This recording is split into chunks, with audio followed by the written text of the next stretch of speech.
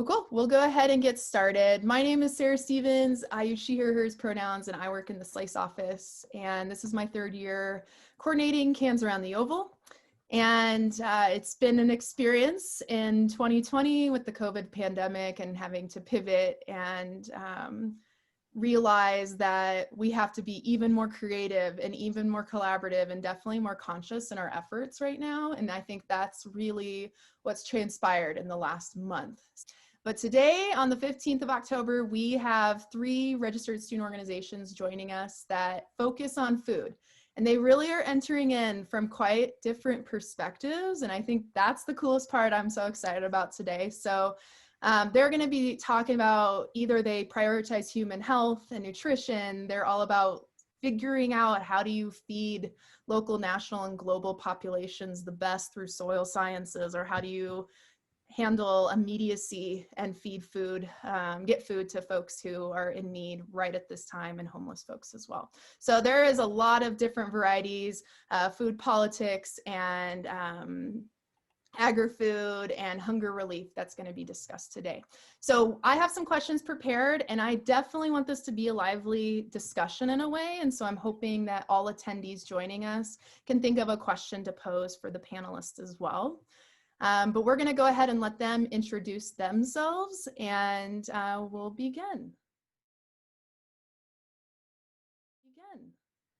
So up first, based off of alphabetical order, I have Agronomy Club. Tad, can you give us a little introduction?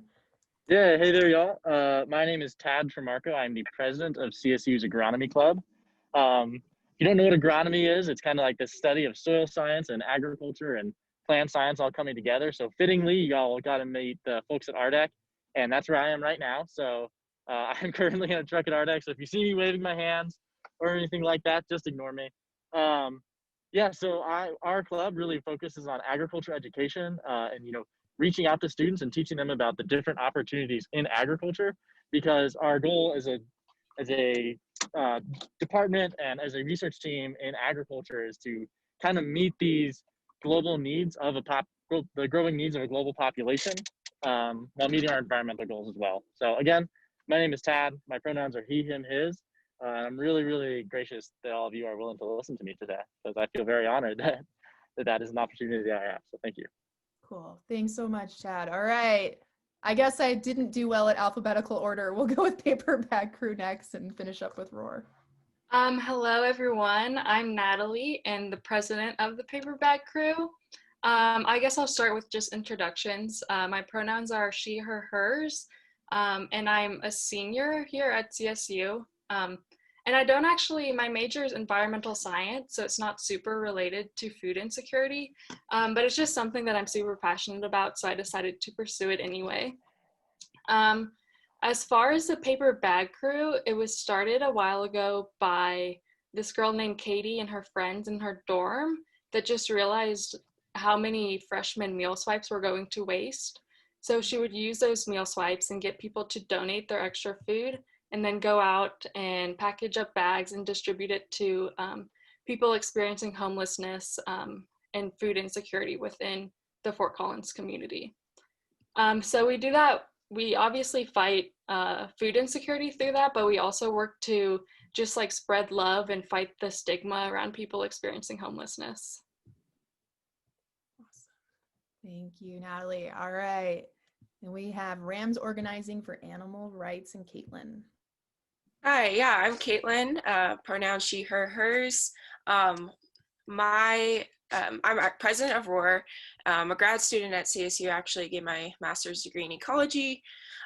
So Rams Organizing for Animal Rights, we're a food-based organization that focuses on health and holistic nutrition, and also kind of everything that comes with sort of a plant-based platform. So that includes animal rights and environmental issues surrounding food, food insecurity. We kind of try to cover a lot of different bases, but kind of like the goal of our organization is to create a community of different plant-based students on campus and have like a community where we can all kind of have our similar interests and combating animal rights issues, food insecurity, and just having a place for people to come together around plant-based issues and plant-based food fun. All right, thank you all. Okay, so I'm gonna stop sharing my screen and we'll just have the 4 panelists on here. I will even dip out, so I'm here. Hopefully you can hear me. You all can hear me, yes? Okay, so I'm gonna start us off with questions, and then you all can take turns, and if you don't have an answer, that's fine as well. And then I'll also be checking the chat and going back and forth. So I'm curious, well, so let's see, you already actually kind of talked a little bit about these, but I'm curious maybe how you think your student organization might be misinterpreted, and we're going to start right there. So I think it'd be helpful to know, we have that quick little summary from you all, but maybe how you've been misinterpreted and you'd like to give some more clarification before we go more into the different hunger, nutrition, and food insecurity topics. I guess I'm trying to think of how the paper bag crew can be misinterpreted, and the first thing that comes to mind is just the name, since it's not very descriptive, I guess, and it's just more, I guess, just like a title. So that can definitely come with misconfusion. But other than that, I think it's just important to realize that Paper Bag Crew does fight food insecurity, which is obviously one of our main goals, but we also work to just like spread love and make connections throughout the community, which is something that I think is just as important as fighting food insecurity. Yeah, I'd say for ROAR, a lot of people assume that we are kind of like just out there protesting animal rights all the time, which we do participate in stuff like that. But a lot of what we do is just kind of creating a food community. So we'll do potlucks, and we volunteer at the Rescued Friends Animal Sanctuary north of town. And so we do a lot of different things. We're not just out there doing like vegan protests and whatnot. So I think that's a little bit misinterpreted just from our name as well. What about you, Ted? Yeah, I can say, I think the agronomy club, so we're the flagship club of the soil and crop science department. And like our department, we're often misconstrued as just being a lot of, farmers or, a lot of rural folks. And actually what we really see is that a lot of the people, over 50% of the people, both in our club and in our department, are environmentalists who got involved in agriculture when they got to college because they saw agriculture as this opportunity to really make a big difference in environmentalism. And so basically everyone that I work with on a daily basis, and especially the people in our club, are really big environmentalists. And so a lot of the time people will point the finger at agriculture for a lot of the environmental problems that the world is facing. And I think that to an extent that is absolutely justified, which is why we're here. Recognizing that field also now has the opportunity for the most growth and the most forward success is kind of what brings us all here. And every single one of us is kind of pulling in the same direction right now, which is a really, really exciting time to be in ag, I have to say. Awesome. Yeah, definitely check out the ag website. I think it's easy to think that there's a rural definition of ag, and there's a heck of a lot of environmentalism on that website. So yeah. Okay, go ahead. Yeah, I think like that's an awesome point. Most of the people came in environmentalists first, farmer second. It's kind of how that usually comes in. Yeah, that's cool. Thanks for the reframes from all of you. Okay, so the next question I have is, I'm curious if you could maybe either walk us through, give some dimension to, help us really conceptualize the type of activities that you tend to do. And I understand we're in the pandemic, so if it is harder, feel free to like illuminate for us what maybe, how have you pivoted or transitioned during this time, but also what does it really look like for your club outside of the pandemic when it comes to either combating hunger, feeding local, national, global populations, or that human health and nutrition perspective. So you can take any one of those social issues. I know that and economic issues, I know you all are focused on different things. So give us some sense of what are your activities? What do you do? Yeah, I can kickstart this one. So usually our club we kind of define ourselves as like a professional, sort of almost like a meet and greet form of club in that we bring in producers and we bring in researchers and scientists that our students are interested in chatting with and learning about the opportunities out there. We also, we participate in Cans Around the Oval, and we do a fair amount of agricultural education and like developing of agricultural literacy, both in our department and in our college, as well as with local communities. And I think a huge part of that is recognizing that to really meet our food goals, our food goals are partially, meeting caloric goals, but also to meet nutritional goals and to meet, the outset and the goals of what we really need as a population means that everyone kind of has to know what's going on.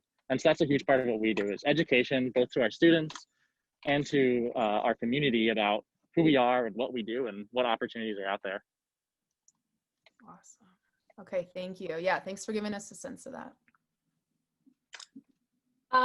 Well, sadly, COVID has impacted how the paper bag crew works pretty heavily, just mostly since people who are experiencing homelessness are at like a higher risk of contracting COVID, and if they do, they often don't have access to like healthcare or insurance. So it's definitely something that we wanted to like be very careful about and just make sure we protect the people in our community. So recently we have shifted more towards fundraising in order to directly donate to the people experiencing homelessness, and also like other organizations like the Murphy Center in our community, which does like an immense amount of help for those people. Before COVID though, Paper Bag Crew was super fun, and like it was like the best part of my week because I guess starting on Monday or Tuesday-ish, we would start collecting food from the dining halls from these students who had these leftover meal swipes or just wanted to donate. And then on Fridays, we would get together with our volunteers and pack up these little bags that were like handwritten, and we would have notes in them as well. And then we would go out and distribute them. So I feel like that was super fun just because it obviously provided the community with like food and a connection, but it also provided students a broader understanding of just what it's like and like the experience of actually being homeless. Thanks, Natalie. Yeah, so for ROAR, we typically do a lot of like volunteer-based stuff, which has been different since the virus. One of the big things we do is we volunteer at Rescued Friends Animal Sanctuary, which is a little bit north of Fort Collins. And we typically will do a few times a semester, we'll do like a big work day where we get a bunch of our volunteers up there, and we'll kind of do like a whole like clean house thing with them, like really reorganizing a lot of their like animal pen areas and all this stuff. But since they're not doing volunteers because of COVID, we haven't been able to do that at all this semester. We typically do like monthly potlucks as well, which has definitely been different. Try just to kind of have our community come together. We also try to get our volunteers or our members involved with volunteering with Vindicate, or just going and supporting Vindicate as like people who can go and get food from them. And we'll also do anytime there's like protests or stuff around Fort Collins, we'll try to send the information out to our members and try to get people involved in that way as well. Right now we're trying to do some virtual stuff, so we've got like a cooking challenge going on for vegan pasta for the month of October, so we're trying to keep everyone involved in a virtual setting right now, but it's definitely been different since the virus hit. Yeah. Thanks for sharing the creativity, collaboration, and consciousness, hence the theme. But it's really cool to hear the different ways you're trying to figure it out and bring in community and still focus on your mission, vision, values. Caitlin, can you quickly clarify what Vindicate is for people who don't know? Yeah, so Vindicate is a nonprofit here in Fort Collins. They are a food rescue organization. So basically they will go around to grocery stores around Fort Collins and stuff that's either close to being expired or is getting thrown out. They collect all this into like a food bank type of store. And so on Sundays and Tuesdays, they have it open to the public for a certain number of hours, and you can come in and get however much food you need. And it's completely donation based, so you can donate money based on how much you get, how many groceries you get. Yeah, it's a really awesome organization, and they're always looking for volunteers and stuff too, so we try to get our members involved with them. Awesome. There are some good questions coming in. I'm going to ask this question real quick, and then we can take in more questions from the attendees. I'm curious, is there a term that you think you find yourself constantly defining for people that also aligns closely with your organization? So for instance, with Cans Around the Oval, we throw around food insecurity all the time, but I think a lot of people don't quite know the full definition of it. So I'm going to actually read it right now. So food insecurity, broadly defined, is the state of being without reliable access to sufficient quantity of affordable, nutritious food. And I know one of you said something about like the nutritious piece. That's why Cans Around the Oval changed actually just from canned food to cash and nutritious staples. And so that nutrition piece was really important. And Tad was talking about that as well with caloric intake and all that. So I'm curious, what is like the one definition you find yourself constantly defining for folks that is very much integrated and a part of your organization? Whether that's food rescue, some very sciencey term, Tad, you can go with that, or something else. There's so many different things out there, but what do you think you can help us get more definition to? I think for ROAR, at least a lot of our stuff is, like defining plant-based means, or just vegan in general. A lot of people have questions about kind of like, what does it mean to be vegan, or like how far does that extend like into your daily life and stuff. And so, yeah, and I think plant-based is something that's kind of thrown around a lot now, and it can mean a lot of different things for a lot of different people. It can mean vegan, or it can mean vegetarian, or it can mean mostly like you mostly eat a plant-based diet. So kind of like fielding stuff like that, and like just defining things based on like our club's values is something that we get a lot. Just from people interested in the club, or whenever we do events, people asking us questions. I would say, well, definitely food insecurity is like a big one for our group, as well as just the idea of, and I guess experience of what it is like to be homeless. As far as food insecurity, I feel like it's important to highlight just the different ways that people can be food insecure, whether it's living in a food desert where you don't have any grocery stores near, so you can't go grocery shopping easily, or maybe you're homeless and you just don't have any access to a grocery store. But I think the most important one for the paper bag crew is just the idea of people being homeless, I guess, if that makes sense, and just like what it means to be experiencing homelessness. And since there is such a big stigma around people experiencing homelessness, I feel like this is just a very important thing for people to really understand and experience when we go out and distribute. But just the fact that a lot of the times,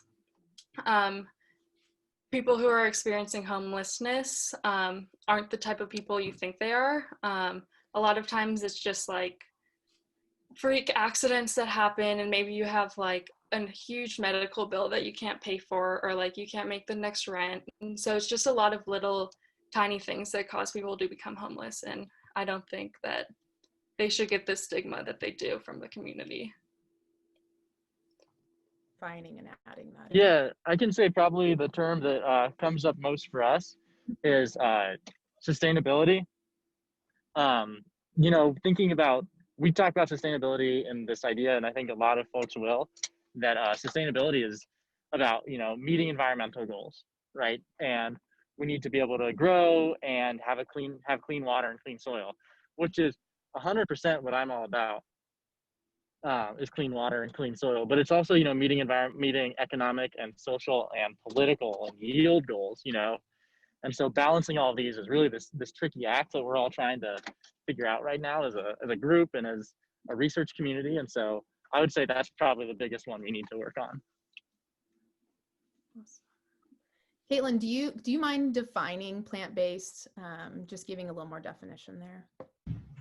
Yeah, so plant-based, like I said, it kind of can get misconstrued in a lot of different ways, but essentially plant-based would mean that you are consuming an entirely vegan diet, so you're only eating like plant-based materials. There's like no meat or dairy, eggs involved in that sort of diet.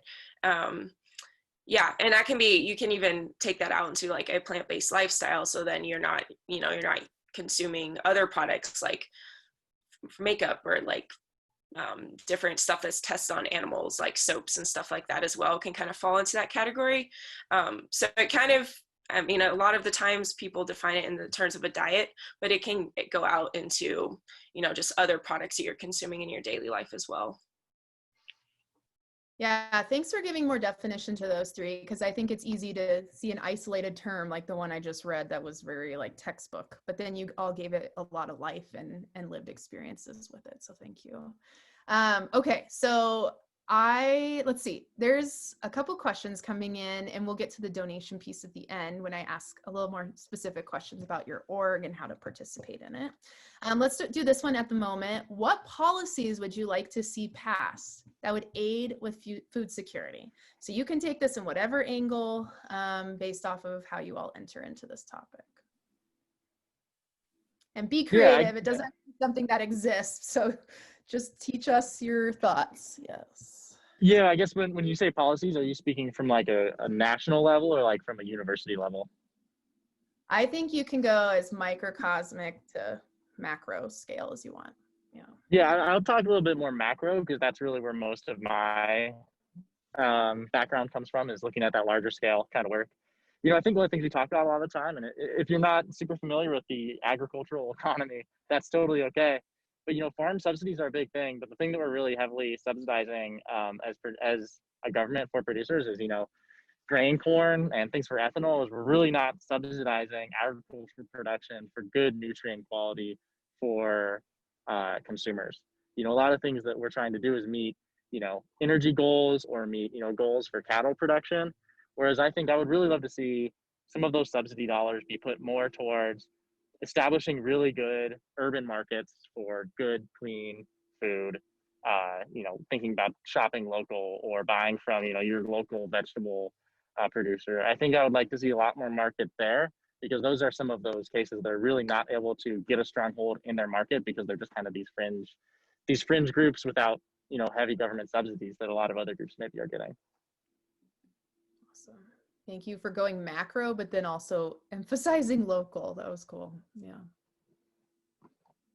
I was thinking about policies that could be implemented as far as like the realm that the paper bag crew is in.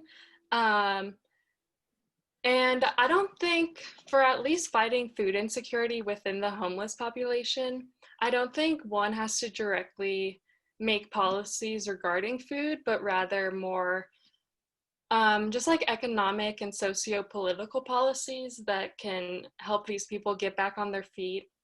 And once they have like a stable job and like a stable living area, then they're able to actually be able to just buy food and become nutritious and like get all their nutrients they need.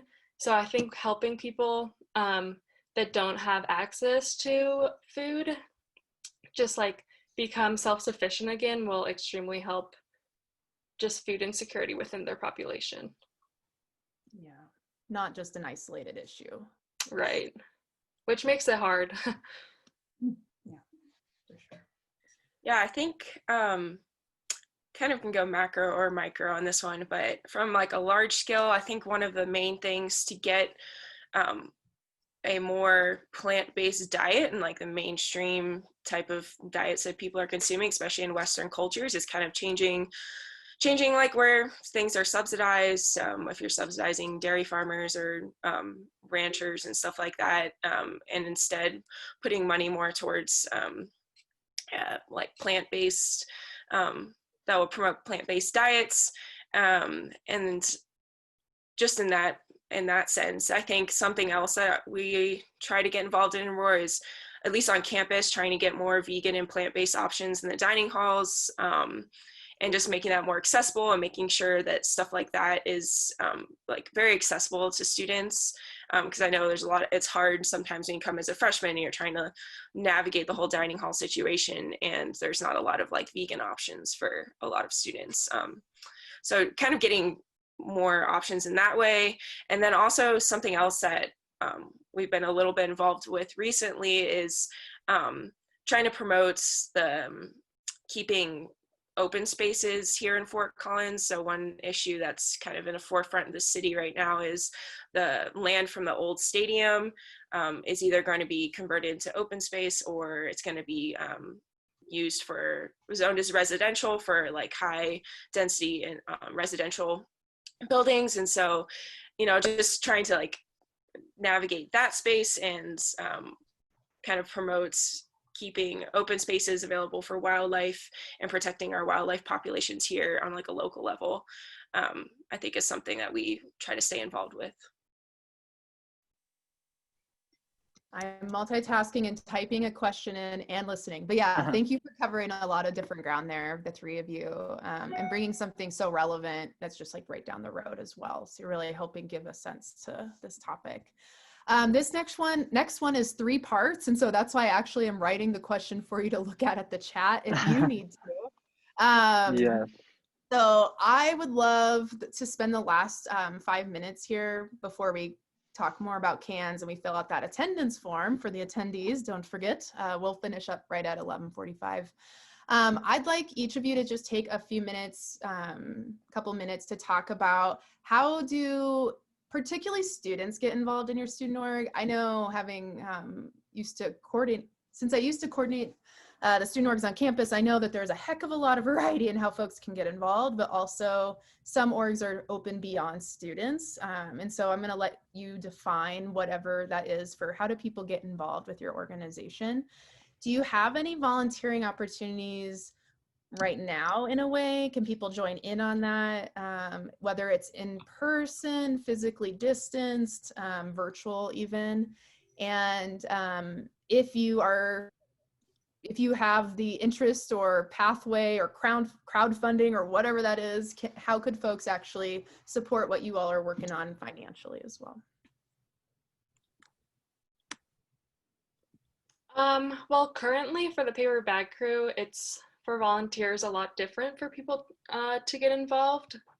In the past, we used to take both CSU students and non-CSU students, though mostly it was just usually always just CSU students, which was still amazing. And so these volunteers would either, they could do a lot of different things. They could either donate, we once had some people like knit some hats for us, or they could donate food or really whatever they felt like they wanted to. And then they could also come out and make the bags with us and go out and distribute it. But sadly with coronavirus, this has kind of stopped. So we're using volunteers more now to help with fundraising. So that's one way they could get involved with our student organization. And then since we are right now focusing on fundraising, that's like a huge aspect in like financially supporting our organization. So I guess at our website, we have like a donation link there. And then if other people wanted to donate separately or couldn't donate but still wanted to help, then they could always just email us, which I was gonna ask too, should I put a link to my, I guess, website in the chat? Yes, I was actually going to ask the three of you if you have the capability, please promote yourselves and share links. Awesome. Yeah, I can go next. Are you able to hear me all right still? Yes. Yeah. Great. Yeah, so so this semester we kind of actually took a break from meeting as a club, just to kind of reevaluate some of like kind of our philosophical things that we want to do in terms of organization and how we're running things. So if you want to get involved, reach out to the email that I just dropped in the chat. So that's just my last name, Tremarco, at rams.colosstate.edu. And we plan on joining up again in the spring. And we meet every other week, and we bring in guest speakers. We usually bring in guest speakers. We have free dinner, and we have a bunch of really cool options. If you're interested in supporting us financially, one of the best ways is every other year we do a agronomy club like alumni dinner. It's like this big fancy banquet. that's available to all alumni of our department, as well as those who have participated in the agronomy club before. And one of the big things we do there is a silent auction. And so if you have a cool talent, or you knit, or you do something really cool, or you're an artist, please feel free to drop that into our, please feel free to reach out to us, and we can reach out to you as well and find a way to, donate that. And people give us great money for that. And so we're able to use that to fund, national competitions and, different research discussions that, our students who are participating in undergraduate research get to go talk about. So that's probably one of the best ways, is doing that auction every year. It's something is a really good way for us to raise some money for our club. And that's still going to email you, right? Yep, that's totally fine. Yeah. Okay. I'm graduating, but Okay. I'm graduating soon, but I'm here for my master's, and so I will continue to do whatever needs to get done to get that moving because COVID. Awesome. Thanks, Tad. Yep. Yeah, so for ROAR, we, like I said, a lot of what the volunteering stuff we've done in the past, like we aren't currently doing, but typically we're really involved with Rescue Friend Animal Sanctuary. So hopefully we can start that back up again in the spring. We do try to encourage our members to volunteer with Vindicate. We also will do different stuff with trying to get like screenings of different films that are surrounded around food insecurity or like plant-based issues. We had one early last spring, and we're thinking of doing another one next semester, as long as everything pans out. So like planning events and stuff like that, we're always looking for people to help out with that. And just volunteering in general, like planning events and stuff. We currently don't have our own way for fundraising and stuff yet, but we're working on doing stuff like that. We're also looking for people to help us create kind of like a plant-based guide to Fort Collins that we could like distribute like on campus and stuff. So kind of people that can help out with like digital design and stuff like that. So we're always looking for people that have ideas and stuff. So we have a Facebook group that we always post on. We also have an Instagram page, Ramlink. We will send out like mass emails and stuff, just kind of club updates. And then people who are interested as well, you can just email me directly, which I'll put in the chat. Oops, did that wrong, but yeah, so our volunteering right now looks a little bit different than it typically does, but we're hoping around next semester we can kind of get back to our normal volunteering opportunities. Alrighty, so I have one last tiny question, but I'm gonna add the attendance form in while just to make sense of time. So make sure that attendees, you all fill out this attendance form, and student orgs or panelists, you're welcome to do that as well. It's just a little bit helpful for us for tracking.